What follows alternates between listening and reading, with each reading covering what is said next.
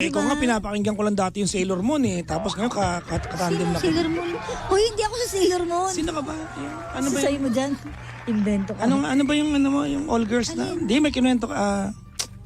Powerpuff? Powerpuff. Ba't nanonood ka nun? Hindi, nakwento mo. Diba? Tapos andun ka pala, tapos eto tayo ngayon, oh. Para ikaw, di ba? Oo. Ano ako? Charot. Okay. Tararan, tararan, tarararararararan. Okay, parang ikaw dati napapakinggan lang kita. Yan nga sasabihin ko. No? Oh. Tapos bumaba pa kayo ng jeep. Hindi ako kasama noon, nanay ko lang. Oo, Tsaka diba? si Jella. Oo. Bumaba sila ng jeep kasi busit na busit si mami. Naninigaw ako. Kababa nga, stress ako. Kahit di pa sila bababa sa jeep, bumaba sila sa jeep. Lumipat sila ng kabilang jeep. Ako pa rin Para magparinig pinapakinggan. yung boses niya. Diba? Paglipat ng kabilang jeep, ako pa rin pinapakinggan.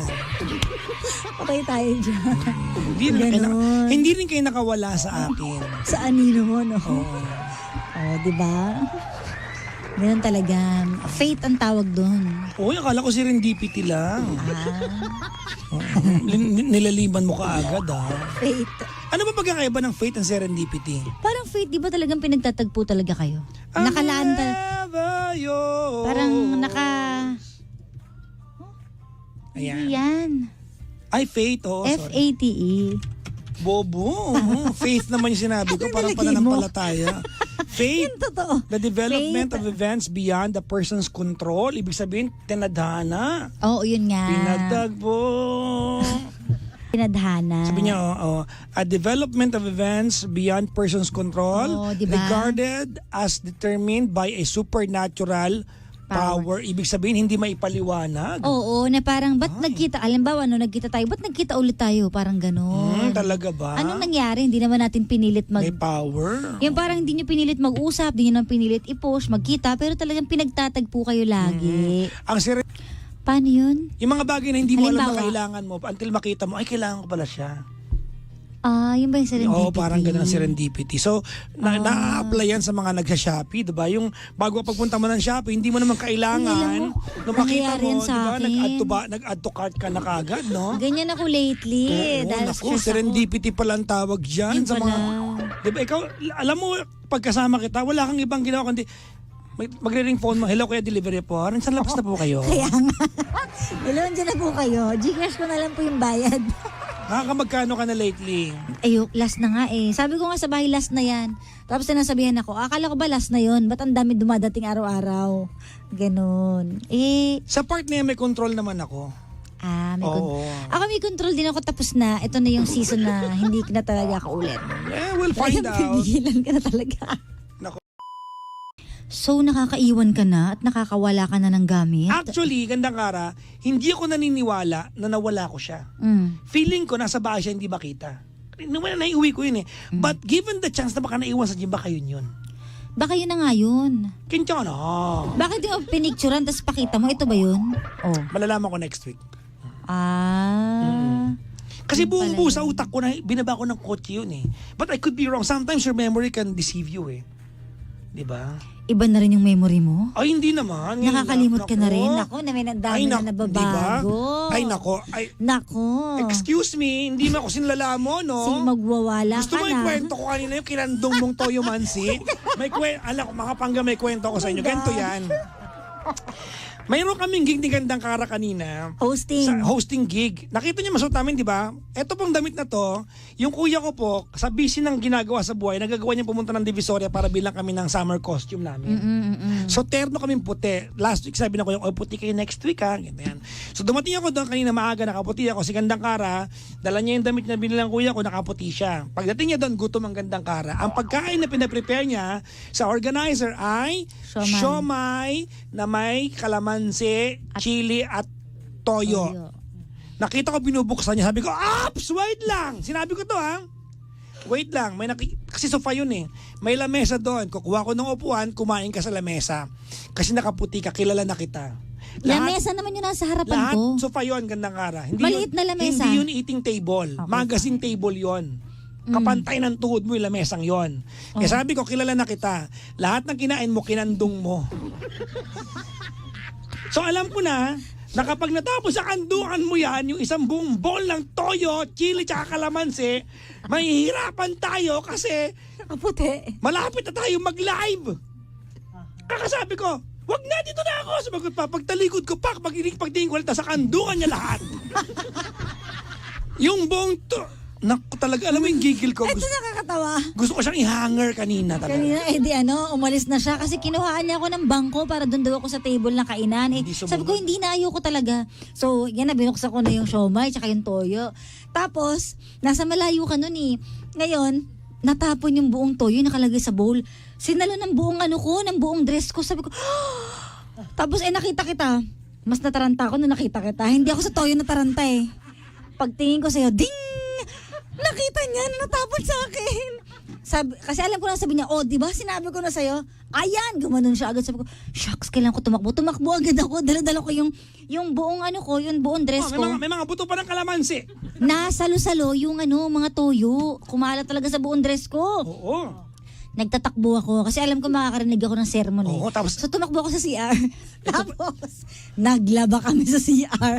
Etong kalahati ng dress ko punong-puno ng toyo to. So nilabhan namin, paikot, basang-basa talaga lahat. So dinryer namin dun sa anuhan ng kamay. hand dryer. Sa hand dryer. Eto na, di ba nanda ka ng CR kayo? Dumaan yung may-ari. Sabi niya, hey, Papa Jackson, how are you today? I'm okay, sir. Ganyan. Where's gandang Cara? Sir, she's in the bathroom. Paglagpas niya, dumaan yung sekretary. Sabi ng sekretary, sino nagtapon ng toyo dito? Sabi ko, my God, what's happening in the world? Diba, sobrang gigil ko. Pumunta ako sa CR ng babae, binuksan ko ng uwang para sumigaw lang. Sabi ko, next time makikinig ka! Pumunta siya sa CR, kumakatok. Kara, sabi ko, buksan. Hindi ko talaga binubuksan. Kasi alam ko na siya, salita-salita siya dun eh. Hindi nakatiis, katok ng katok. Siya mismo nagbukas. Kara, ito yung Sabi ko, sige. Next time makikinig ha. Nakakahiya talaga, oo. My God. Sabi ko na, ayan. Na okay naman parang hindi halatang natapunan ako ng Hindi toyo, yun ang diba? point. Alam mo ang tawag doon, those are unnecessary stress. Kung alam mo, wala namang 10 hakbang yung lamesang inihanda ko, di ba? Sabi ko, tumayo ka na dyan, kumain ka sa mesa para, kumbaga, yung table height, dining table, matapon man sa lamesa, matatapon. Kaya nga. Di ba? Sino magsabi, kandungin mo yung... Kaya nga tama nga Bakit kasi? Punong-puno talaga alam niyo yung sinalo ng buong palda ko yung toyo na parang bowl yung palda ko. Ganun. Proud Ang ka pa, dami. Kumalat talaga. Paano na lang kaya kung halimbawa, 3 minutes na lang, live na tayo, anong mangyayari? Ha? Buti na lang kamo 15 minutes bago mag-live. Kaya nga. Diba? Kaya nga Ba kasi yan? Ba't kasi? Paano kung konti na lang? Paano kung 1 minute? Di patay tayo niyan. Di pwede kasi yung ganyan Di ba? Ay nako. Kitchana! Sino po na Nagpapanik yung buong FBI para maghanap ng hair blower kanina. Yung buong ventilador din nila doon. Tapos sabon na ko, pinapahanginan. Next time sumunod Kaya nga bakit kasi hindi sumusunod Dapat sumusunod. Kaya napapahamak Wala namang 30 seconds Pag alis ko, sinabi ko, diyan ka nakakain Paglingon ko, nasa kandungan na niya yung buong toyo mansi. Nagkatinginan agad kami kasi pagkasabi mo na, naku, matatapunan ka niya. Sabi ko, hindi yan. Tapos pagtingin ko kay Miss Janet, natapon nga. Takbo. Ay, naku. Lahat makikwento niya talaga. Totoo naman. Hindi napapagod yung bibig niya. Oo. Pasalamat ka ganito ako. Kung may naimit tayo na tao, ako lang kasalita, tahimik ka sa gilid, akala tuloy masungit ka. Kasi nga, hindi ko alam sasabihin ko. Alam mo nga, sabihin mo, nag-zone out ka lang. Hindi Pwes? Kaya na. Hindi naman, tahimik lang talaga ako. Never ka nag-zone out? Bago yan Tahimik lang talaga ako. Di ba? Ganon. Si zone out ka. Hindi ako gaya mo, walang kapaguran. Concert na nga natin, nag-zone out ka pa, di ba? Tulala ako. Kaya nga. Sabi ko bigla nakaganyan ako. Concert, nasa stage siya, may spotlight na everything. Kaya nga, ewan ko ba, ang bilis kasi lumipad ng isip ko, parang bigla may naiisip ako, ito na lang gusto kong gawin. Actually. Ito yung mga, nagsasama-sama siya, hindi ko alam kung anong uunahin ko. Sa mga nagsasabing lutang si Cara, actually hindi siya lutang. Pag bigla siya nawala sa harapan mo, may iba siyang may iba ko na iniisip, may iniisip. idea siya. May idea na naman akong bago, gano'n. Ang tawag ko sa kanya doon ay nasa creative zone na naman siya. Yun nga. Oo. Diba? Oo. Bakit? Lalo na pag may iisip kang kalokohan, actually, talaga nakafocus ako sa iniisip ko, muunahin mo na. Gusto kong sabihin na 70% ng kanyang creative kalokohan. Bibihira yung bibihira yung Tapos, matino. Grabe naman, bihira mo tino. O 70-30, di ba bihira yun? Diba? Tapos KJ ka. Diba, no? Hindi ako. Balancer ako. Balancer. Oo, ako taga-balanse. Okay, sige. Diba? Anong gusto mo? Pares tayo may kalokohan sa katawan. Okay. Hoy, ano yan? May kamukha ka pa ganyan. Alam ko, sino? Si Isaac.